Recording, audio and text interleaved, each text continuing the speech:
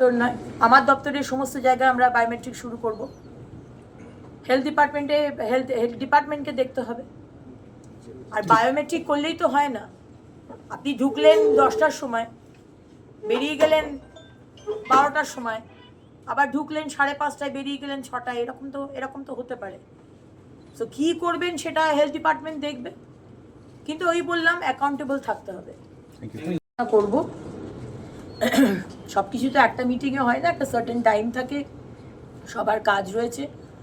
আমি সাধারণ মানুষকেও বলবো, আপনাদের যদি কোনো সমস্যা হয়, আমি একটা নাম্বার দিয়ে দেবো আমার সোশ্যাল মিডিয়াতে, সেই নাম্বারে আপনারা জানাবেন আপনাদের অসুবিধের কথা।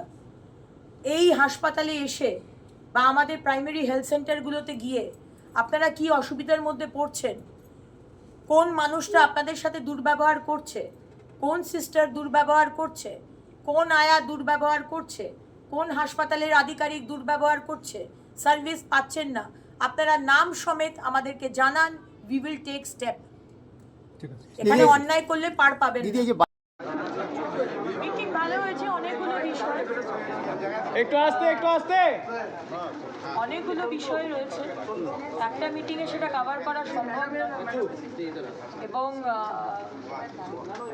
অনেকগুলো লুপ হোলস রয়েছে, সেগুলোকে ঠিক করতে হবে। সেগুলোকে আমরা বলেছি। ডাক্তারবাবুদেরও অনেক অসুবিধা রয়েছে, সেগুলো তারা বলেছে। অনেকগুলো আনঅ্যাকাউন্টেবল বিষয় রয়েছে, সেগুলো আমরা জানতে চেয়েছি। ক্লিনলিনেস নিয়ে আমি বিশেষ নজর দিতে বলেছি। প্রত্যেকটা করিডোরের কর্নারগুলো পিক ফেলা, ময়লা, ন্যাকড়া, ব্যান্ডেজ, যেমন কলকাতার হাসপাতালের অবস্থা তেমনই আসানসোলের সরকারি হাসপাতালের অবস্থা। তার দায়িত্ব এনাদের নিতে হবে। প্রত্যেকটা কর্নারকে হোয়াইট ওয়াশ করিয়ে পরিষ্কার করতে বলেছি, এবং দিনে অন্তত 2বার করে ঝাড় দিতে হবে, ঘর পুছতে হবে ফিনাইল দিয়ে। বাথরুমগুলো এত খারাপ অবস্থা, টেকা যায় না গন্ধে। আমি যে কোনো সময় আসবো, আমি বলে দিয়েছি, আমি হঠাৎ করে ঢুকে যাব। অন্তত ক্লিনলিনেস দিকটা দেখুন। তারপর স্টাফ অনেক কম, ডাক্তারের সংখ্যা অনেক কম, সেগুলো তারা বলেছেন, বারবার বলেছেন। সেগুলো আমরা নতুন সরকার আসার পর আমরা সেই ডিমান্ড রাখছি। আমি কথা বলবো সেক্রেটারি সাহেবের সাথে, তিনি হেলথে আছেন, মিস্টার নিগম, এবং যে বিষয়গুলো চলছে সেগুলোকে স্ট্রিমলাইন করা। পাঁচিল নেই, পাঁচিল দিয়ে গরু বাছুর ঢুকে যাচ্ছে। সাধারণ মানুষ পাঁচিল দিয়ে ঢুকে শর্টকাটে এদিক দিয়ে বেরোচ্ছে, which is not allowed. Main যে হাসপাতালের গেট, সেখানে কোনো গার্ড নেই। দুনিয়া টোটোওয়ালা ঢুকে যাচ্ছে পেশেন্ট নিয়ে, তার তেমন ঔদ্ধত্য, তেমন খারাপভাবে কথাবার্তা। সামনের রাস্তাটা ওয়ান ওয়ে করতে বলেছি, সেটা ট্রাফিক দেখে নিচ্ছে ওয়ান ওয়ে করা যাবে কিনা। তো এই বিষয়গুলো আছে, এগুলো একটা দিনে হবে না। এখানে র্যাম্প নেই, এই হাসপাতালে র্যাম্প নেই। কোথাও যদি কোনো দুর্ঘটনা হয়, আগুন লাগে, আমি জানি না হাসপাতালে হুইল চেয়ার নিয়ে কী করে পেশেন্টরা বেরোবেন।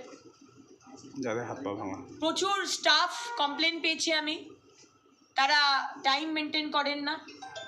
আমি বলে দিয়েছি সুপার সাহেবকে 10টার সময় ঢুকবে, 10:15 অবধি গ্রেস পিরিয়ড, 6টার সময় বেরোবেন। আর আমরা বায়োমেট্রিক করার চেষ্টা করছি।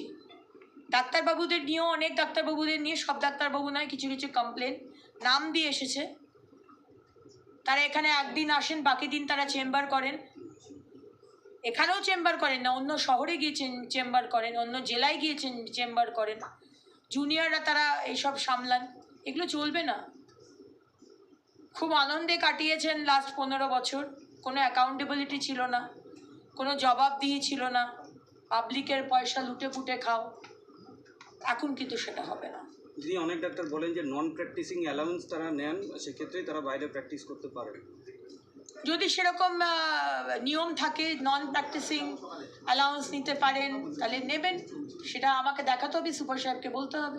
দিদি রবিবার দিন ডিসপেন্সারি মানে ওষুধের যে ফার্মেসি সেটা বন্ধ থাকে, কিন্তু ওই দিন প্রচুর যারা রোগী থাকেন তাদের ডিসচার্জ করা হয়, তো তারা ওষুধ পান। ফার্মেসি বন্ধ থাকবে না। যে ওষুধের দোকান ছিল সেটার টার্ম শেষ হয়ে গেছে, কিন্তু যিনি ওনার তিনি জায়গা ছাড়ছেন না। কি অদ্ভুত ব্যাপার, পশ্চিমবঙ্গেই সম্ভব। পুলিশকে বলে দিয়েছি 2 দিনের নোটিশ দেবে, তারপর ঘাট ধাক্কা দিয়ে বের করে দেবে।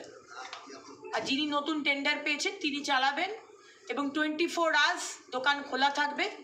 রাতের দিকে অনেক ওষুধ দরকার হয়, বাইরে রাস্তায় গিয়ে মা বোনেরা ওষুধ খুঁজতে যাবে না। যদি এখানে টেন্ডার নিতে হয়, এই হাসপাতালের দোকানে 24 আওয়ার্স দোকান খোলা রাখতে হবে। শিফটে লোক করবে, পিজির হাসপাতালে অত দোকান আছে, সব তো 24 আওয়ার্স খোলা থাকে, এখানেও খোলা থাকে। ট্রমা কেয়ার ইউনিটটা চালু করার কোনো ব্যাপার ট্রমা কেয়ার ইউনিটের ব্যাপারে জিজ্ঞেস করেছি, প্রচণ্ড দরকার, এবং ডিএম সাহেব বলেছেন যে 99% লোক ন্যাশনাল হাইওয়েতে অ্যাক্সিডেন্ট হচ্ছে। ডিএম সাহেবের মতামত যে এইখানে ট্রমা কেয়ার সেন্টারটা সমস্ত মেশিনপত্র নিয়ে চলে গেছে সিঙ্গুরের ট্রমা কেয়ার সেন্টারে। সুতরাং ডিএম সাহেব বলেছেন যে কালনা হসপিটালের দিকে যদি ওইখানে জায়গা আছে, ওটা যদি করা যায় তাহলে সেটা ভালো হবে। আমি হেলথ সেক্রেটারির সাথে কথা বলি, বিষয়টা আমরা দিদি মর্গ নিয়ে প্রচুর লোকের এখানে কমপ্লেন রয়েছে আশেপাশে বহুদিন ধরে, যে মর্গটা এখানে রয়েছে ডিস্ট্রিক্ট হসপিটালে, সেটা রাস্তার ঠিক পাশেই, এবং সেক্ষেত্রে সেখান থেকে ফোল স্মেল আসে প্রচণ্ড, দুর্গন্ধের জন্য মানুষ থাকতে পারেন না। আমি শুনলাম 7-10 দিন আগে একটি বাচ্চা ছেলে সেন্ট ভিনসেন্ট স্কুলে, কি সেন্ট প্যাট্রিক স্কুলে, সাঁতার কাটতে গিয়ে মারা গেছে। সেই দিন থেকে মর্গের এই এসি খারাপ, এবং আজকে আমি একটু অবাকই হয়ে গেলাম, যিনি এখানে ছিলেন তিনি বললেন আজকে আমি নোটিশ পেয়েছি। আমাদের মনে হয় এই ওয়ার্ক কালচারটা চেঞ্জ করতে হবে। 7-10 দিন আগে এসি খারাপ হয়েছে, তাও আবার মর্গে। 7-10 দিন বাদে আপনি নোটিশ পাবেন, তারপর আপনি থার্ড পার্টিকে জানাবেন যে এমসি নিয়েছে, তারপর সে মালপত্র জোগাড় করবে, তারপর আবার 5-7 দিন বাদে আসবে। এই অ্যাটিটিউড কিন্তু এই নতুন সরকার, শুভেন্দু অধিকারীর সরকারে ইট ইজ নট অ্যালাউড। আপনার না পোষালে আপনারা অন্য জায়গায় চলে যান, ডিআরএস নিয়ে নিন, কিন্তু এখানে যদি কাজ করেন পশ্চিমবঙ্গে, তাহলে ওই ওয়ার্ক কালচারটা মেনটেন করে কাজ করবেন। আমি হসপিটালের সবাইকে বলে দিয়েছি, ইনক্লুডিং ডক্টরস, প্রফেশনালি কাজ করুন, টাইমে আসুন, টাইমে যান, বি অ্যাকাউন্টেবল টু পাবলিক। আর যদি মনে করেন খুব চাপ পড়ে যাচ্ছে, প্লিজ রিজাইন, লিভ। দিদি এত বড় হাসপাতাল, এখানে কার্ডিওলজিস্ট, নিউরোলজিস্ট, সেরকম বড় বড় যে ডিপার্টমেন্ট, সেই শুধু কার্ডিওলজিস্ট নিউরোলজিস্ট নয়, বাকি আরও অনেক ডিপার্টমেন্ট আছে যেখানে অনেক স্টাফ কম, ডাক্তারবাবুর সংখ্যা অনেক কম, ডাক্তারবাবুদের ওপরেও অনেক চাপ, নার্স যারা ইনচার্জ তাদের ওপরেও অনেক চাপ। তো এই বিষয়গুলো দেখতে হবে 15 বছর আগের সরকার কি করেছে। আমাদের স্বাস্থ্যমন্ত্রী তো মমতা ব্যানার্জি ছিলেন, কি করেছেন? সুপার স্পেশালিটি হসপিটাল সাদা নীল রং করলেই হয়ে গেল? ওষুধ নেই, ডাক্তারবাবু নেই, টেস্ট হয় না। এই সরকারে অন্তত সেটা হবে না। Let us B accountable. আমাদের অ্যাকাউন্টেবিলিটিটা হারিয়ে গেছে। আপনাদের সরকারি যারা আধিকারিক রয়েছেন এই সরকারি হাসপাতালে মাইনেটা দিচ্ছে পাবলিক, এটা ভুলে যাবেন না। আমারও মাইনেটা দিচ্ছে পাবলিক। অ্যাকাউন্টেবল হতে হবে। আপনি যা কাজ করছেন, মাসের শেষে মাইনে পাচ্ছেন, পাবলিকের প্রতি অ্যাকাউন্টেবল হন। একটা বিছানাতে 2 করে 3টে করে পেশেন্ট চলবে না, ব্যবস্থা করুন। কুকুর আর বেড়াল ঢুকছে, আমি বলে দিয়েছি নেক্সট টাইম থেকে যেন একটা বেড়াল আর কুকুর যেন আমি না দেখতে পাই হাসপাতালের মধ্যে। কি করে আপনি আটকাবেন সেটা দেখে নিন। আমাদের দপ্তর থেকে যদি বলেন ব্যবস্থা করতে, আমরা সেটা ব্যবস্থা করব, কিন্তু ব্যবস্থা করতে হবে আপনাদের।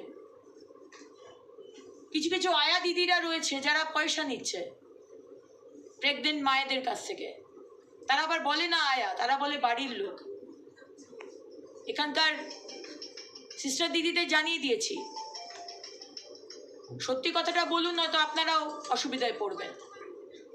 ইমিডিয়েটলি এইসব আয়া দিদি, যারা আয়া দিদি নাম করে ঢুকছে বাড়ির লোক বলে, কি বড় খুকু, ছোট খুকু, বিভিন্ন নাম আছে তাদের, ইমিডিয়েটলি তাদেরকে বের করা। বাথরুমে এত গন্ধ, আমি সামনে দিয়ে যেতে পারছিলাম না, আমি 2 দিন আগে এসেছিলাম। এরকম চলবে না। যারা যে কাজের দায়িত্ব দেওয়া হচ্ছে আপনারা সেই কাজটুকু করুন না, তাহলেই কারুর উপর চাপ পড়ে না। কিন্তু আমাদের তো কোনো দায়িত্বই নেই। যার পরিষ্কার করার কাছে পরিষ্কার করে না, যার মনিটর করার কাছে মনিটর করে না, যে ডাক্তারবাবুর চিকিৎসা করার কাছে চিকিৎসা করছে, সে বাইরে পেশেন্ট দেখছেন। এগুলো চলবে না, এই সরকারে আমরা চলতে দেবো না। যে সিকিউরিটি ক্ষেত্রে মহিলা সুপারভাইজার, যে মহিলা সুপারভাইজার, সেক্ষেত্রে অনেক সময় মহিলা পেশেন্ট, প্রচুর পেশেন্ট আসেন, সেক্ষেত্রে তাদেরকে অনেক সময় পাওয়া যায় না। সেক্ষেত্রে কি কিছু ভেবে দেখবেন? আপনি একজন মহিলা, সেক্ষেত্রে মহিলা কিসের মহিলা সে বুঝলাম না। সিকিউরিটি সুপারভাইজার, হ্যাঁ। মহিলা, কোনো মহিলা যদি প্রবলেমে পড়েন, তো অনেক ক্ষেত্রে আমরা কমপ্লেন পাই যে মহিলা কোনো যদি সুপারভাইজার থাকে তাহলে তারা খুব ভালো হয়, সেটা পাওয়া যায় না। এই বিষয়টা আলোচনা হয়নি, এই বিষয়টা আমরা আলোচনা করব। সব কিছু তো একটা মিটিংয়ে হয় না, একটা সার্টেন টাইম থাকে, সবার কাজ রয়েছে। আমি সাধারণ মানুষকেও বলবো, আপনাদের যদি কোনো সমস্যা হয়, আমি একটা নাম্বার দিয়ে দেবো আমার সোশ্যাল মিডিয়াতে, সেই নাম্বারে আপনারা জানাবেন আপনাদের অসুবিধের কথা। এই হাসপাতালে এসে বা আমাদের প্রাইমারি হেলথ সেন্টারগুলোতে গিয়ে আপনারা কি অসুবিধার মধ্যে পড়ছেন, কোন মানুষটা আপনাদের সাথে দুর্ব্যবহার করছে, কোন সিস্টার দুর্ব্যবহার করছে, কোন আয়া দুর্ব্যবহার করছে, কোন হাসপাতালের আধিকারিক দুর্ব্যবহার করছে, সার্ভিস পাচ্ছেন না, আপনারা নাম সমেত আমাদেরকে জানান, উই উইল টেক স্টেপ। এখানে অন্যায় করলে পার পাবেন না।